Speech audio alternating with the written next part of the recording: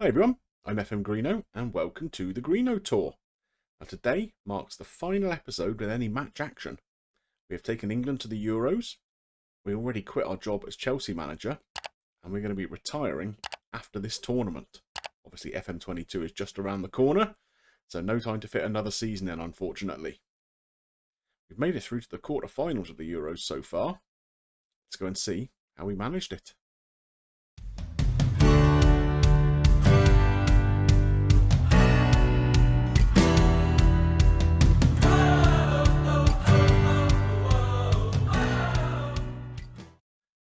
So if you haven't seen these results, you should have watched the last episode, really. But we got through our group really quite easily, considering the level of opponents we were up against. Our first game was against France, who are ranked second in the world. We beat them 4-0, a really confident performance. We then travelled down to Cardiff to take on Ireland, beat them 2-0. And our toughest game was against Italy. This is at a new stadium in Edinburgh called the Jimmy Johnston Park. We beat them 1-0. So we topped the group, maximum points, without conceding a goal, against two of the world's top 7 sides there. We then took on Spain in the next round, a tough enough game in itself. We went a goal down, but came back to win it 3-1. So today, that means we line up against Turkey in the quarter-final. We already know who our semi-final opponent would be if we get past Turkey. That's going to be Croatia. And if we manage to get past them, it's either Holland or Denmark in the final. So everything to play for. Let's go and see how we're setting up for this Turkey game. No surprise with the formation we're going with. It's the trusty old 4-3-3, but there are some changes of personnel for today's game. Max Grice comes back into the side today. He was banned for the Spain game. But rather than playing centre-half, he's going to have to move across to left-back, because Bukayo Saka is a little bit shy of fitness. So Grice is going to fill in there pretty ably. We used him at left-back quite a bit when we were manager of Roma, if you remember. We also made 2 changes in midfield, again due to fatigue. Phil Foden here, a little bit tired, and Petropoulos. So we've brought in Bellingham instead of Foden. And Curtis Jones drops back into the middle of midfield. He had been playing out on the left-hand side, but Rashford comes in on that position. Jones drops into the Mezzala role. Other than that, it's the same starting 11 that we had in our last game. So hopefully, confidence will be high. And we'll look to put Turkey to the sword. Let's get to the stadium. So once again, a packed Murrayfield for this game. We kick off. We're playing in our blue away shirt today. Here's Bellingham on the ball. Gives it away. Hopefully we're not going to see a Turkey attack in the first 10 seconds. But here we go. 20 seconds on the clock. A good effort. Tipped over the bar by the Turkish keeper. Curtis Jones with the corner ball. Constantino hits the woodwork. What a start to the game. We have a highlight here, starting with a throw-in on the right-hand side. The ball at the feet of Trent here. Gets it into Rashford. He has scored. That's the 9th minute, and we take the lead. Rashford pretty fresh. He's not played a lot of football in this tournament. A couple of substitute appearances. But he's always done well whenever I've needed to use him. He's obviously getting on a little bit now. Definitely at the veteran stage of his career in 2032. But wow. Well, in spite of us having by far the better of this first half, Turkey have only had 1 shot. We've had 10 with 6 on target. But there were no other highlights for you.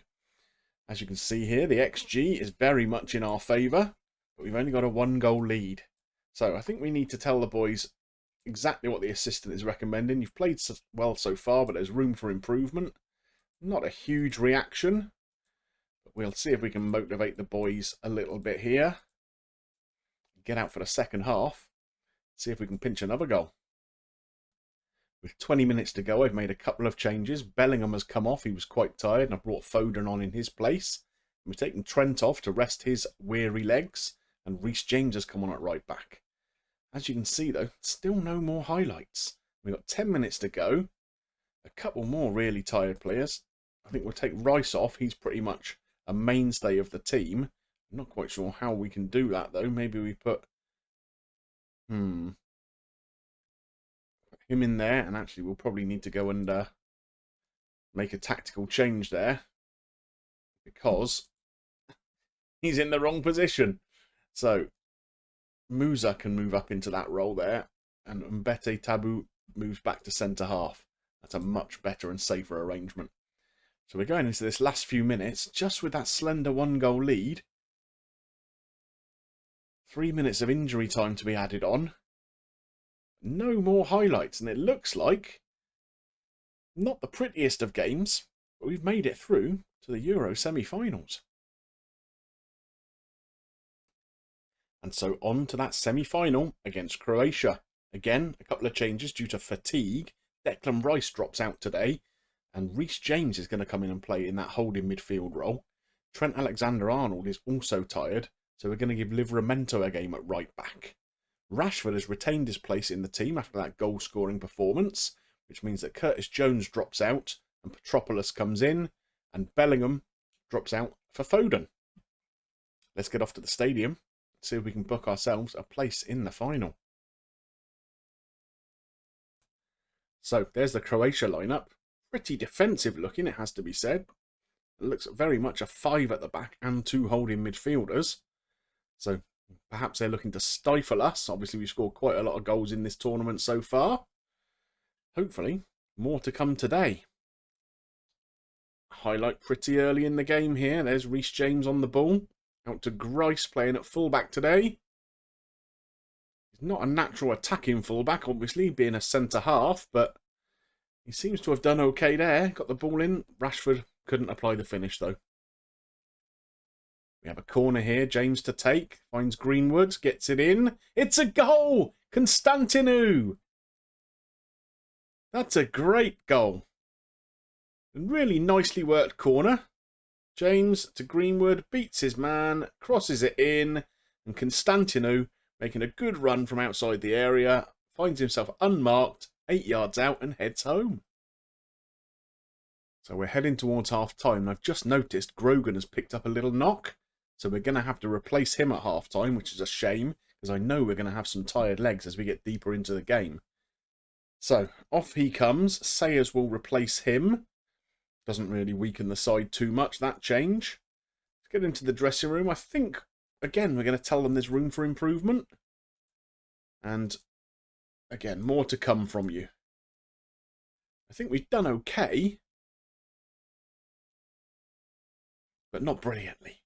Anyway, let's see if we can add a bit more pizzazz in the second half. It's the first highlight of the second half. Free kick for Croatia, taken by Jukic. He only gives it to Greenwood, though. Not a great clearance, that. Greenwood finds Rashford, finds Foden. He's onside. That's 2. A really incisive move. It was a woeful free kick from the goalkeeper. Greenwood picked it up here. Charging forwards. Picks out Rashford. And what a great first-time ball that was to Foden, who finishes with aplomb. It's 2-0. Again, with 20 minutes to go, we had some tired legs out there. So Mbete Tabu has come on in place of Constantinou, the goal scorer, and Curtis Jones has replaced Petropoulos. Here's Rashford with a free kick, and that makes it 3. What a great free kick that was. And I think we can relax a little bit now.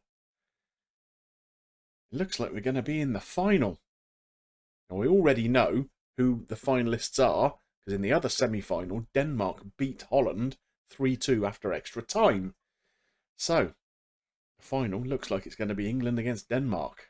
Croatia, look at this, not had a shot of any kind yet. Will they get one now?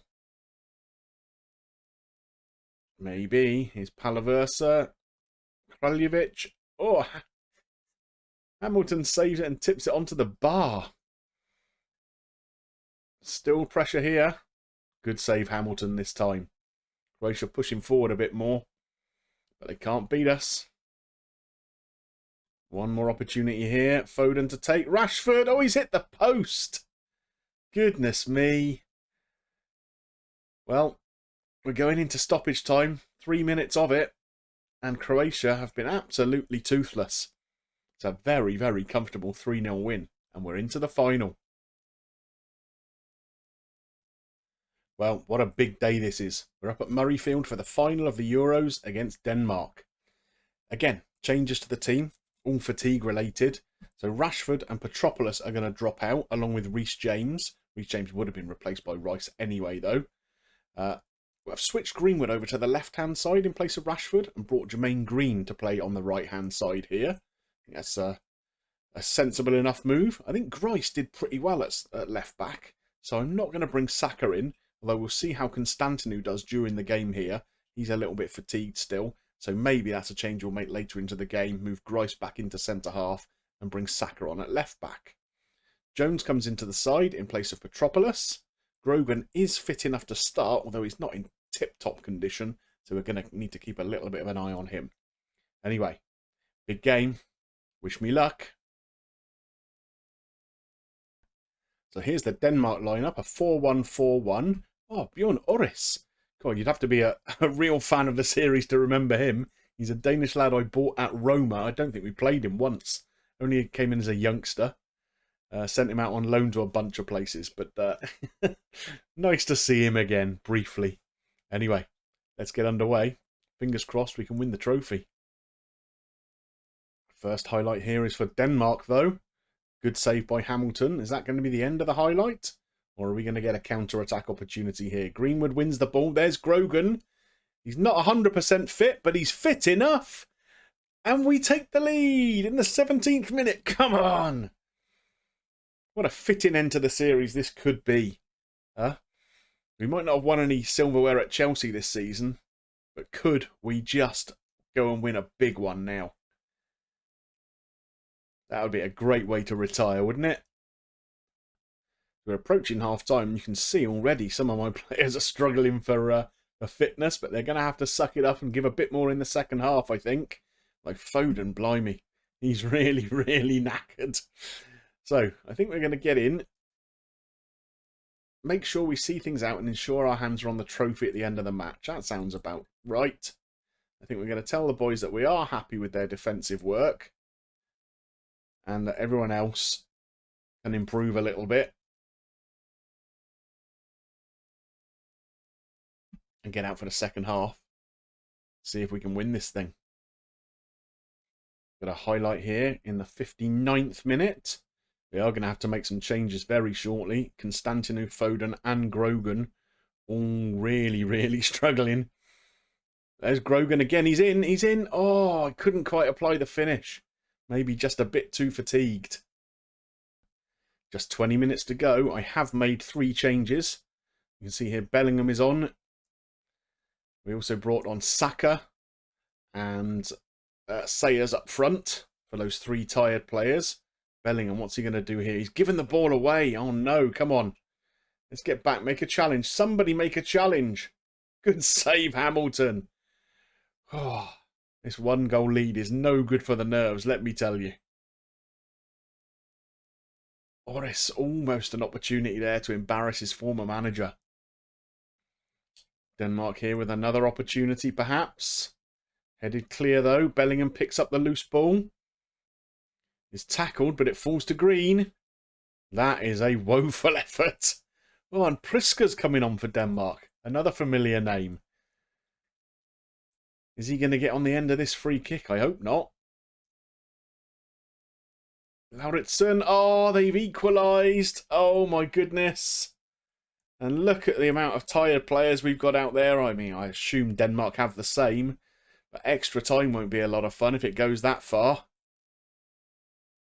Look at that. Just a little bit of movement from Lauritsen. Found himself some space. And a really, really tidy finish, in fairness to him. Here we go there with 4 minutes left on the clock. Grice to take a throw on the left-hand side. Finds Bellingham with it. There's Saka. Oh, he absolutely leathered that, but just not on target. So we're into the stoppage time now. There were 3 minutes of it. It looks like we're going to extra time. Oh my goodness me. There are going to be some tired legs out there. Well, if we're going to win this trophy, we'll definitely have earned it. Into the dressing room. What are we going to tell the boys? I think, yeah, win this trophy for yourselves. You deserve this. Come on, everyone. A little bit of a boost. Ability to make a real difference. Let's see if we can win this in extra time now. Well, we've made it to half time in extra time. No more highlights. We did have to take Mason Greenwood off. You get an extra substitution in extra time. He picked up a little knock, as well as being absolutely wrecked. So Musiala has come on for him. Let's get the second half of extra time underway. Just 15 more minutes. Can we pinch a winner? Well, it looks like it's going to be a penalty shootout. Oh, my goodness. Oh, right. So who are we going to pick? I mean, our main striker is anxious. That's not ideal. Our goalkeeper is anxious. That's even worse. Okay, so Curtis Jones, he is positive ahead of the penalty shootout, so that's good. He can be our first player to take one then. Green will take one. And then I guess we're going to put Bellingham, Musiala and Saka. Saka, oh goodness. Hopefully it's not going to be like Euro 2020. Let's put Saka in third. Then Musiala. And then Bellingham fifth. And the rest, I guess, it just goes how it goes. Maybe we'll put Grice as sixth. Just a little bit ahead of Musa. A little bit more composure. And the rest we'll let the assistant sort out if we need to. Right, a little team talk. What are we going to tell the boys here? Yeah, make sure you have no regrets. I think that's a fine thing to say. We've motivated people. Can I talk to the goalkeeper? Go out there and be the difference maker. There we are. We've motivated him. Perfect. Okay, off we go to the penalties then. Who's first up? Eskilsson for Denmark. As our little pep talk helped out Hamilton in goal. Oh, he went the right way, but couldn't quite keep the ball out.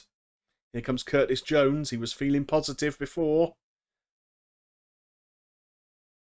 That's a smart penalty. Sends the keeper the wrong way, right into the bottom corner.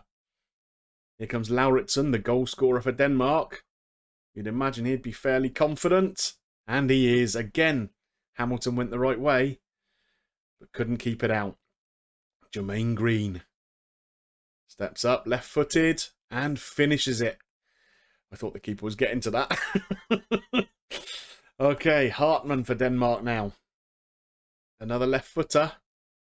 Oh, keeper goes the right way again, but doesn't get a glove on it. And here's Bukayo Saka. Very calmly done. Well done. And Priska. He's going to step up. He didn't score a lot of goals for me. And he hasn't scored a goal for Denmark. Hamilton comes up big with the save. We have the advantage now. Go on, Musiala. Put the pressure on him. Yes! So, Denmark missed this penalty and we win the trophy. Who's stepping up to take it for them? Wow. The centre half that I bought and never played for Roma. Bjorn Uris. Here he goes. He's tucked it away, in fairness to him. That was a decent pen for a centre half. And here comes Jude Bellingham. Obviously a hugely experienced player by now. Nerves shouldn't be an issue. Can he tuck this away? He can! We have won the Euros! What a way to finish the series. Here we go. In fact, England retained the Euros. They won it last time out, before I took over. Oh, this is beautiful to see. Silverware in our last game. Here it is. I'm there, resplendent in my Hungary flag-coloured suit. The trophy is going to be lifted. There we are. There's the fireworks. There's the confetti. What a beautiful way to end the Greeno tour. Are we going to see Hamilton do a little cartwheel? It would seem fitting. There he goes. There's the cartwheel. That's beautiful. And there it is, the news we were all hoping for at the beginning of this episode. England win the European Championship. What a way to finish up. So, of course, now I'm going to be retiring as a manager, but we are going to have one more little episode, a kind of review of the series. We'll take a look back at all the clubs we've managed a few of the players who are sort of big names throughout the series. Be interesting to see what Andy Ryan is up to, for example, who scored a bucket load of goals for us at Stirling Albion. So yeah, so just one little episode, a bit of nostalgia. That'll be coming up next. But if you enjoyed today's episode, I certainly did, please drop a like on there for me. It helps me get seen by more people, of course. And if you've got any comments about this episode, the series as a whole, anything you'd like to see in that little nostalgic review of the series, let me know in the comment section below. And of course, if you're not yet subscribed to the channel, there's a load of cool stuff coming up for FM22, other games on the channel you might enjoy. So click on that button, set your bell for notifications, and come and hop on the Greenobus. There is plenty of room for you all. It just remains for me to thank you for watching, and thank you for your support throughout the Greeno tour. And we'll see you soon for that little review. Bye for now.